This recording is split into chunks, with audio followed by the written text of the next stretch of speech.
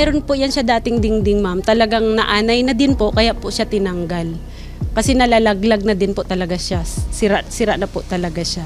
Ano yan, ma'am? Kasi sobrang init. Pag nagmimisa kayo, pumapasok talaga dito. At pawis na pawis po yung lahat ng parokyano pag ganun. Opo, ma'am. Tsaka ito po, yan po talaga, ma'am, inaanay na. Yung buong yan, ma'am, inaanay na siya lahat. So, kumbaga, malapit na po pala siyang parang gumiba.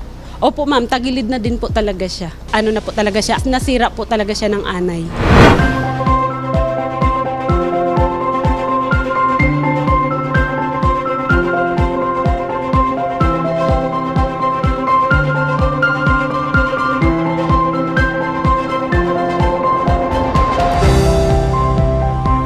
There was a time, malala ko, yung mami ko at daddy ko nag-donate ng 10 hectares of land. Bali, nung dinunit yan noon ni Sir at saka ni Ma'am Caridad, na ang nabigyan si Hill Cornell. Ngayon, nabinta ata kay Dulce Perez. Yung binili ko po ay 8,775 square meters lang. Na kung saan doon yung simbahan. Nandoon ho yung simbahan. Idodonate ko na ho yun na sa kung sino ho yung juridical entity na pwedeng tumanggap.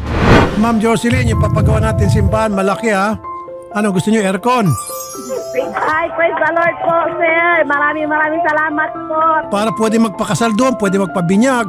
Para sa buong community na yun. Ako na pong bahala. Siyempre ma'am, pag pinagawa ko yung kompleto Ricados. Okay? Ay, thank you po. Thank you, sir. Thank you. Mabuhay po kayo.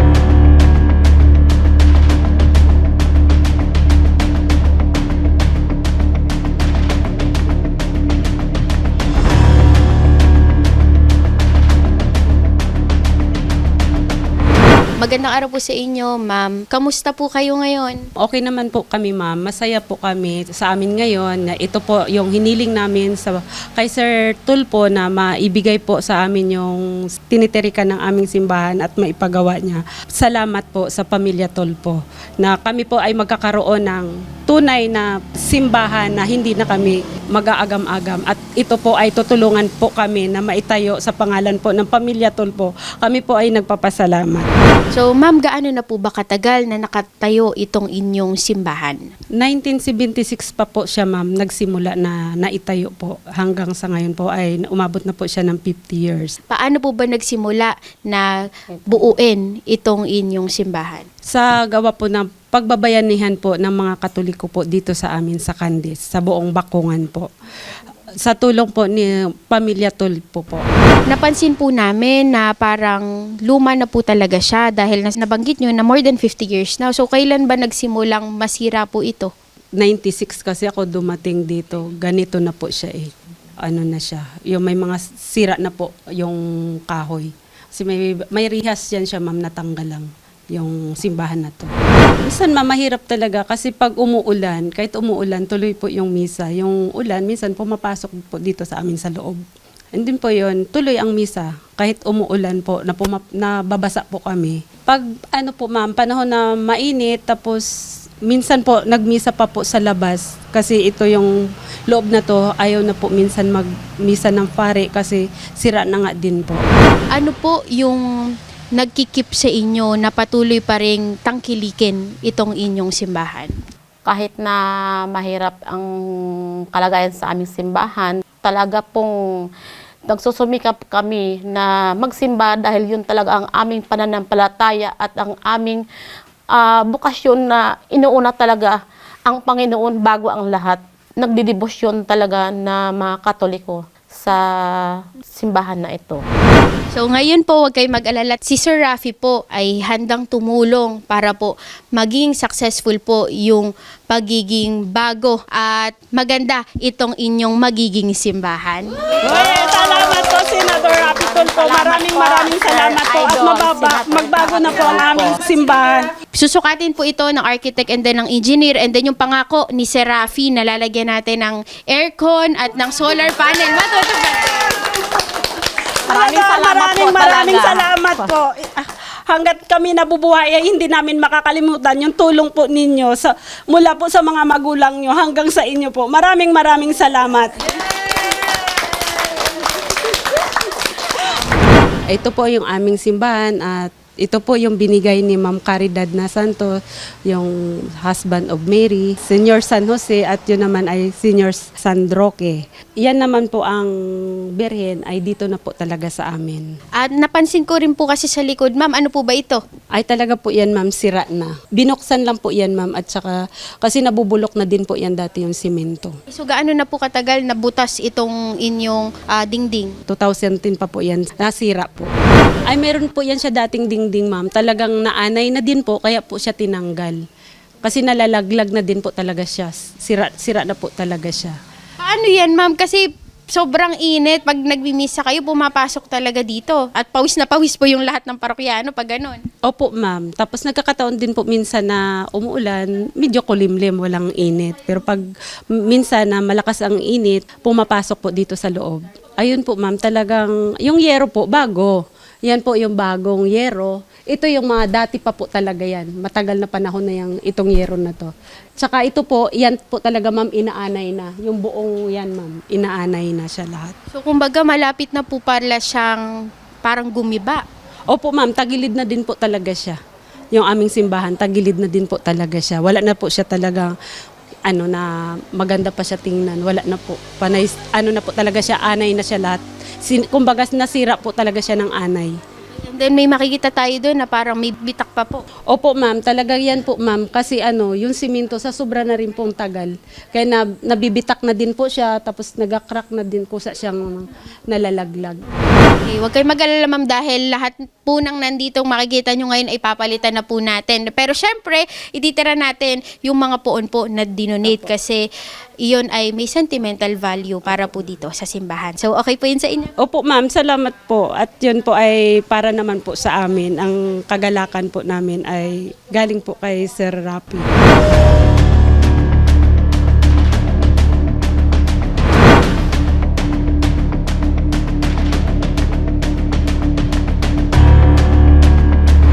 Katulad nga ng napag-usapan na namin ni Senator, I am willing to donate 500 square meters for the chapel. We are now working out, we're already gathering documents para ma-finalize yung donation. So ma'am, ano po ba yung dahilan kung bakit mas pinili niyo po na ibigay itong lupa po ninyo para sa simbahan? Nung binili ko kasi itong property na to, nag-commit ako dun sa binilihan ko na hindi ko gagalawin yung chapel. Laking simbahan din naman ako. So, parang hindi kaya ng puso ko na magpagiba. The configuration of the lot will be 25 from here up to there and then 20 up to there. So, that's 500 square meters.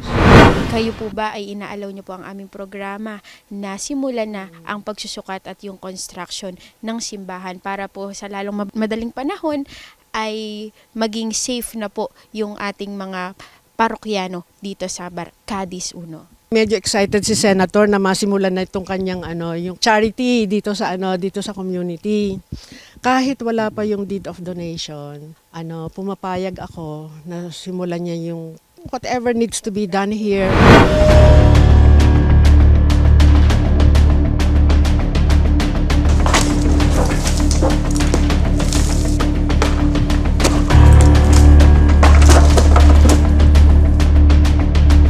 Yung orientation po ng ating church ay facing po siya sa main road natin.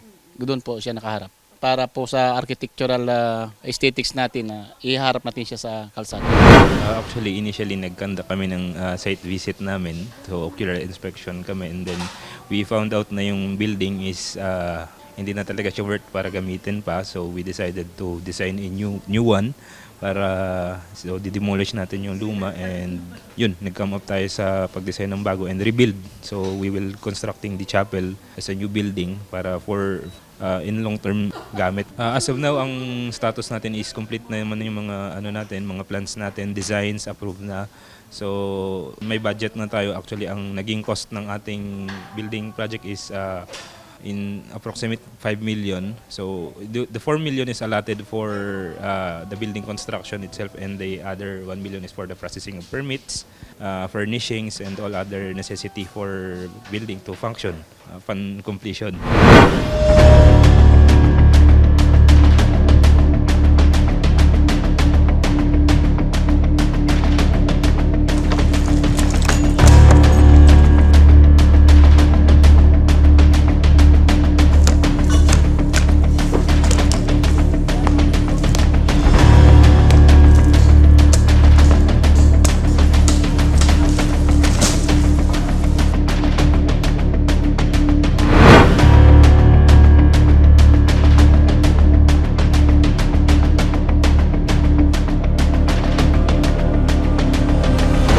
So regarding po sa itatayong chapel, ay nag-decide po ang community na instead po na solar panel po yung gagamitin, ay tayo po ay mag-tap na lang po sa paleko para matulungan din po sila sa kanilang mga pangangailangan, lalo tigit sa maintenance po ng chapel.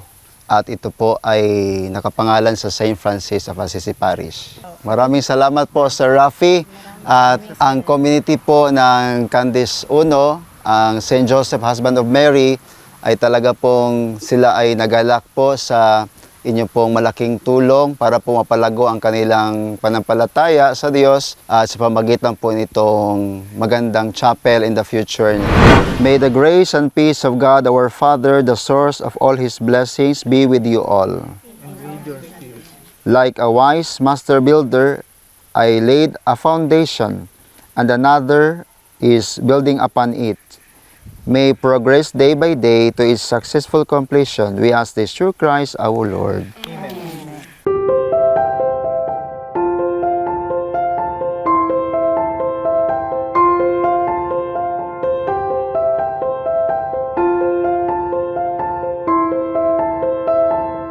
And may the Almighty God bless you, the Father, and the Son, and the Holy Spirit. Let us praise the Lord and give Him thanks. Okay.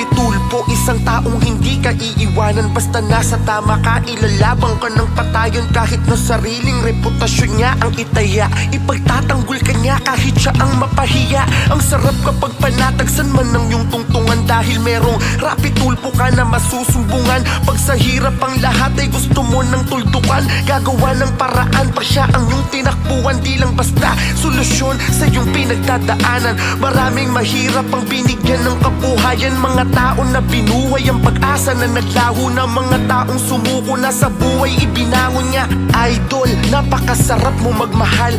Una, salamatan natin si Senator Rapi Tulfo sa kanyang pagtulong para maipatuyo itong chapel na ito. Yun ang siguro ang pinakasosyal na chapel sa buong Puerto Princesa Vicario. No? Inaaping Pilipino, nandiyan ang Diyos Ama, nakamasid sa'yo, ika'y ginagabayan. Kailangan ka ng sambayanan.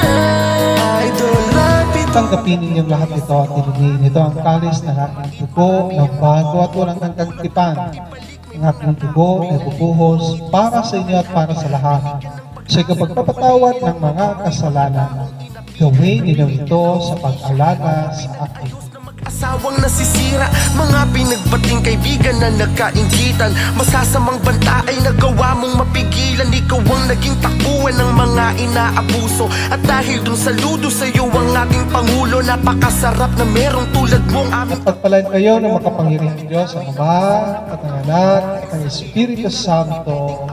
Amen. Tapos na ang banal na misa, humayo kayo, taglay ng pag-ibig. kapalit. Nakita yun lahat ni Lord, siya na bahalang magbalik. Salamat sa'yo, Idol Rapi Tulfo. Hello po Sir Rafi. Kami po ay lubos na nagpapasalamat sa iyong pong kabutihang loob na iyong pong ibinahagi sa aming pong community, lalo tigit sa Candis Ono. Sobra pong saya namin dahil ang chapel po na iyong pong ipinagkaloob sa kanila ay napakalaking tulong upang lumago ang sambayanan sa kanilang panampalataya, sa kanilang pagkakaisa at pag-ibig. Naway ang Panginoong Diyos ay patuloy na magpuspos sa iyo ng biyaya, lalo tigit ang biyaya ng kalusugan upang marami pa kayo mapaglingkuran na mga kapwa na nangangailangan, ang biyayang espiritual at material yung pangailangan araw-araw. Muli po, maraming salamat po sa iyong kabutihang loob. Maraming salamat Sir Rafi Tulfo.